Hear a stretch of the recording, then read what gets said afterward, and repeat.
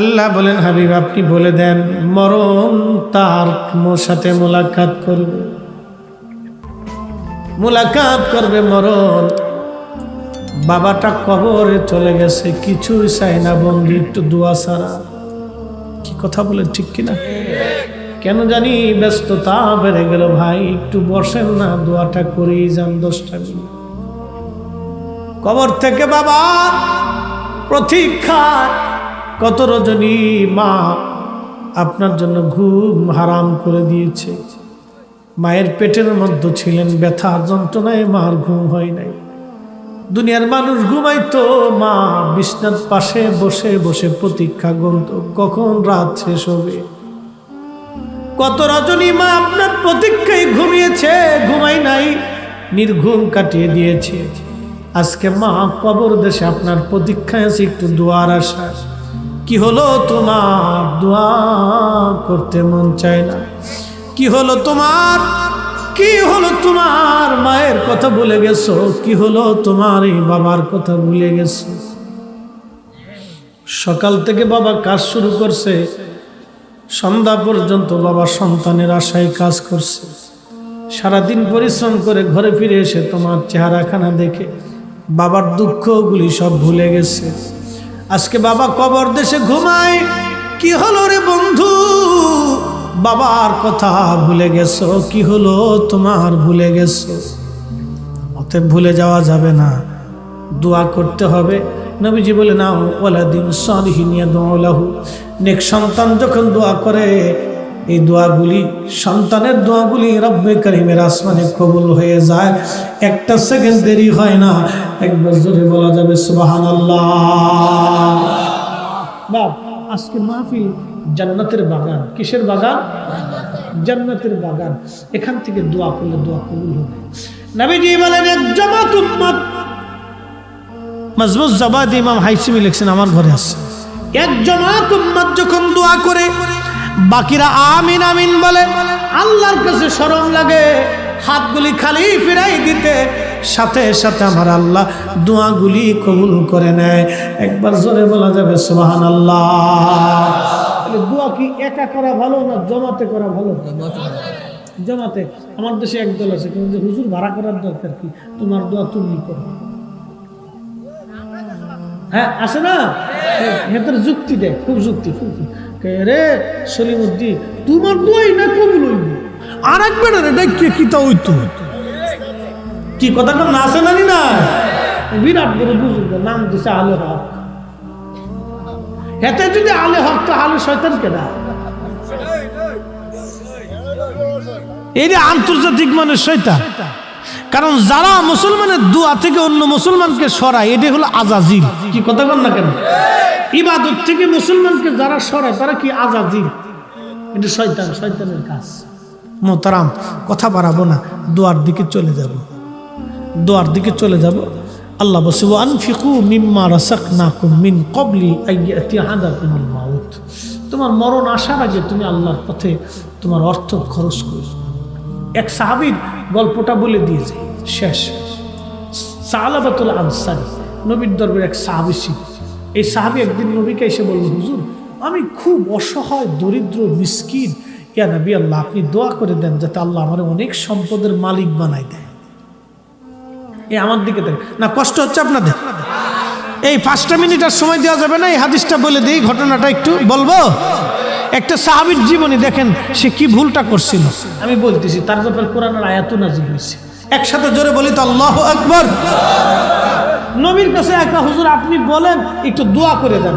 আচ্ছা বলেন তো, নবী দোয়া করলে কবুল হবে না?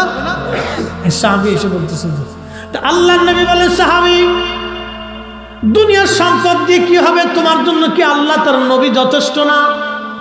হাই হাই, সেই কথাটা বুঝে নাই। তোমার জন্য কি আল্লাহ রসুল যথেষ্ট না? সাহাবী বলতেছে, হুজুর না, আপনি আমার জন্য সম্পদের দোয়া করে দেন। আবার রসুল বলছে, সাহাবী তোমার জন্য কি আল্লাহ এবং রসুল যথেষ্ট না? তোমার সম্পদ দিয়ে কি দরকার? বলে, হুজুর না, আমি গরিব মানুষ, আপনি আমার লেগে দোয়া করেন যাতে আল্লাহ আমার ধনী বানায় দেয়। আবার বলছে সাহাবী, তোমার জন্য কি আল্লাহ এবং তার রসুল যথেষ্ট না? আল্লাহু আকবার বলা যাবে? আল্লাহ এবং তার নবী আমরা নিয়ামত আল্লাহ এবং তার নবী আমাদের জন্য যথেষ্ট। কি কথা বলেন, ঠিক না বেঠিক? দেখেন সাহাবীদের কথার ভিতর কি মাধুর্যতা ছিল। কোন বিষয়ে সাহাবীরা প্রশ্ন করলে সাহাবীরা জবাব দিতেন, নবী প্রশ্ন করলে জবাব দিতেন আল্লাহু ওয়া রাসূলুহু আলাম। আল্লাহ জানে, নবী জানে। কে জানে? আল্লাহ জানে, নবী জানে। আর আমরা দেশের মোল্লার আকীদা হলো আল্লাহ জানে, নবী জানে না। কি কথা কন না কেন? তাহলে বোঝা গেল সাহাবীর আকীদার সাথে আকীদা মিলে নাই। টুপি যত সুন্দরী হোক আর আলে হক কানা শিক্ষার দেন আর বাস ভাই উপরে ঝুলেন আর জিকির করেন, যাই করেন, কোনো কাজ হবে না। খুব মনোযোগ দিন। এই যে তবলিগ জামাত হয়েছে, তবলিগে গেছিল না মানুষ? তবলিগে তো গেছে ইজতেমা। আচ্ছা, আপনাদেরকে একটা প্রশ্ন করি, আমাদের মিলাদুন নবী আসলে হেরা খালি সাহাবী তালাশ করে, সাহাবীরা করে না, আমরা করবো কে? হেগারে জিগেন তো ভাই। আচ্ছা ঠিক আছে, আপনাদের তবলিগ কোন সাহাবী করছে? আমরা মিলাদুন নবীর বেলা আসলে খালি সাহাবী তালাশ করেন। আচ্ছা, আপনি যে তবলিগটা করছেন 3 দিনের নাম দিয়া 40 দিনের সিল্লে দিয়া ইজতেমায় যাইয়া খাইয়া থাইকে ঘুমাইয়া, এরপরে আপনার গাস্ত মাস্ত আরও বহুত নিয়ম কানুন আছে। এই সিস্টেমে পদ্ধতিতে নবীজির কোন সাহাবী তবলিগ করছে একটু বলেন তো। বাস, আমার মিলাদের বেলায় গেলে সাহাবী খুঁজেন, আর আপনার তবলিগের বেলায় গেলে আমি সাহাবী খুঁজবো না কেন?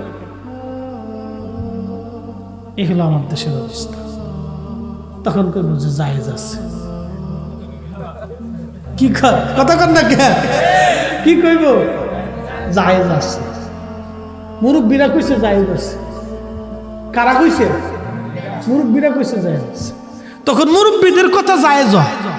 আর আমরা রসুলের মিলাদুন নবীর পালন করলে, মানুষের খাওয়াইলে, রসুলের সম্মান করলে তখন শরীরে চুলকানি হয়। তার মানে বোঝা গেল তখন আর মুরব্বী নেই, তখন হ্যাঁ মুরব্বী দাঁড়ায় যায় শয়তান। কথা বাড়াবো না। সাহাবীকে নবী দোয়া করলেন, আল্লাহ আমার সাহাবাতুল আনসারীর জন্য তুমি সম্পদ দিয়ে দাও। এত সম্পদ হতে লাগলো, এত পরিমাণে সম্পদ হলো। সবার খেজুর গাছে খেজুর ধরে একবার, হের খেজুর গাছে খেজুর ধরে 2 বার। কারো যদি একটা ছাগলের বাচ্চা, হের হয় 3টা। কারো একটা উটের বাচ্চা হলে হের হয় 2টা। একবার জোরে বলা যাবে কি সুবহানাল্লাহ। বাড়তে বাড়তে বাড়তে বাড়তে বাড়তে বাড়তে বিরাট বড় মানে খেজুরের বাগান হলো, বিরাট বড় উটের পাল হলো, বিরাট বড় ছাগল ভেড়ার পাল হয়ে গেল। আগে যার খেজুরের বাগান এবং উট দুম্বা ছাগল ভেড়া বেশি ছিল, সেই ছিল ধনী। জমি জমা যার বেশি, সে ছিল ধনী। নবীজির এই সাহাবী কয়েকদিন পরে মসজিদে নববীতে নামাজ পড়তে আসা বন্ধ করে দিল। আল্লাহর নবী বললেন, সাহাবীরা সে কোথায়? বলে, হুজুর এত সম্পদ হয়েছে, সে আর মসজিদে নামাজ পড়তে টাইম পায় না। দেখছেন? এই জন্য বাপ সবারই কিন্তু আল্লাহ সম্পদ দেয় না। কি কথা কন না কেন? অনেকে কাঁদে, আল্লাহ এত কোটি কোটি দিয়ে দিছো, আমার দিলে না কেন? কে যে দেয় না এটা বুঝতে যায়। অনেকে দিলে সহ্য করতে পারতো না। আবার অনেকে দেখবেন আঙ্গুল ফিরে কলা গাছ হইলে দেখবেন একবারে বিরাট বড় দেমাগ হয়ে যায়। কি কথা কন না? অহংকার আসে, হিংসা আসে। তখন গরিব মানুষের না মাটির নিচে তা হয় না, হয় তা খালি উপর দিক তা হয় না, ভাবলুই রাস্তায় হাঁটে। এই জন্য সবাই আল্লাহ সম্পদ দেয় না।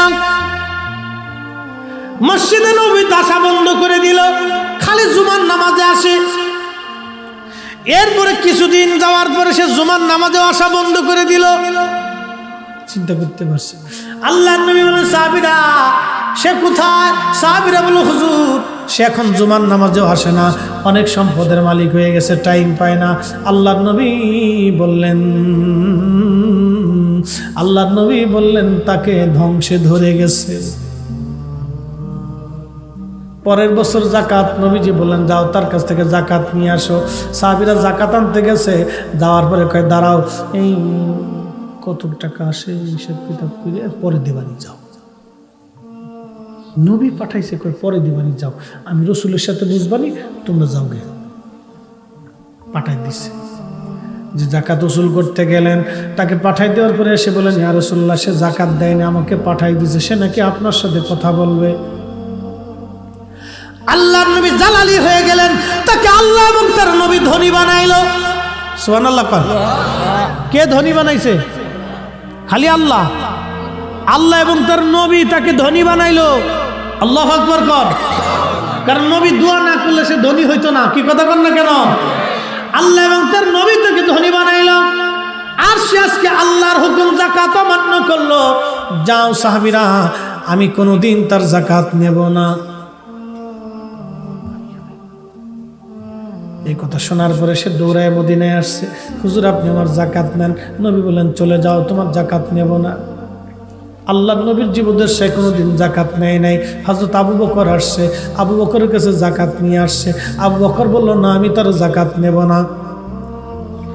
নবী যাকাত নেয় না, আমি নেব না, চলে যাও। আবু বকর রাদিয়াল্লাহু আনহু ইন্তেকাল করলেন। হযরত ওমর আসলেন, হযরত ওমরকে এসে যাকাত দিলেন। হযরত ওমর বলেন নবী নেয় না, আবু বকর নেয় না, আমি নেব না, চলে যাও। হযরত ওমরের আমলে চলে গেল। ওসমান রাদিয়াল্লাহু আনহু আসলেন, ওই সময় যাকাত ফেতরা যা আছে নিয়ে আসছে। হযরত ওসমান বলেন নবী নেন নাই, আবু বকর নেন নাই, ওমর নেয় নাই, তোমার যাকাত আমিও নিতে পারবো না, চলে যাও, চলে যাও। সে হযরত ওসমানের জমানায় ওইভাবেই সে মারা গেল। কিন্তু নবী তার যাকাত নেয় নাই, জীবনটা তার বরবাদ হয়ে গেল। বাজান রে, এমন সময় আসবে সম্পদ আছে কিন্তু ব্যয় করার টাইম আর পাবেন না। কথা বলেন ঠিক কিনা? টাকা থাকবে কিন্তু দান করার সুযোগ হবে না। সম্পদ থাকবে কিন্তু দিতে পারবেন না। সম্পদ থাকবে কিন্তু দিতে পারবেন না। আগামী বছর মাহফিল হবে, মাত্র 5টা মিনিট সময় আপনি দিবেন দোয়া করার আগে। পোস্টার কেউ দিছে? কে? ওমান প্রবাসী রনি পোস্টার দিছে। সরকার মারহাবা, নারে তাকবীর। মাইক দিছে কেউ? ওয়াহিদ খান মধ্যনগর মাইক দিয়ে দিছে, নারে তাকবীর।